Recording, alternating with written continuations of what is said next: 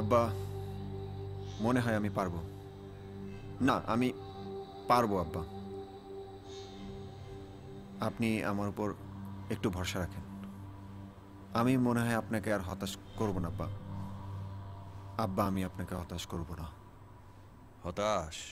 হতাশ? আমি তোরে নিয়ে খুব হতাশ।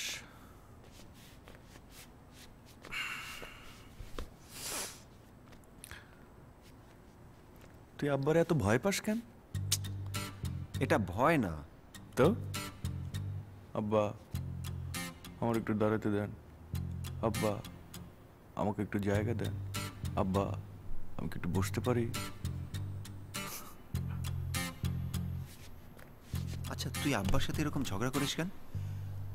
আসার পরই পুরা বাসাটা মাথায় নিছোস। একটা সুতা পেলি, বাস শুরু হয়ে গেছে। এই জন্যই তো ঘর থেকে বেরোই না। সামনে পড়ে গেলে কি করব?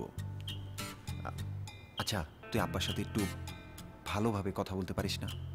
ভালো কথা বলার দরকার নাই, চুপ করে থাকলেই তো হয় আব্বার সামনে।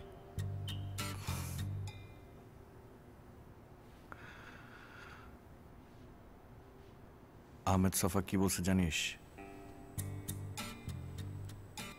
শুকরের বাচ্চা প্রথম যখন বড় হয়, তার প্রথম কাজটা হচ্ছে বাপের পাছায় কামড় দেয়া।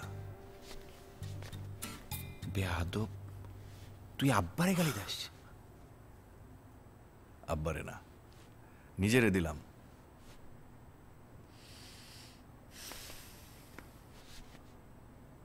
কি ছিলি তুই?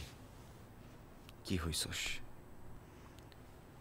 এত ভালো রেজাল্ট ছিল তোর, আর এখন রাস্তায় রাস্তায় ঘুরোস। আব্বার চেয়েও নিজের বড় ভাবস।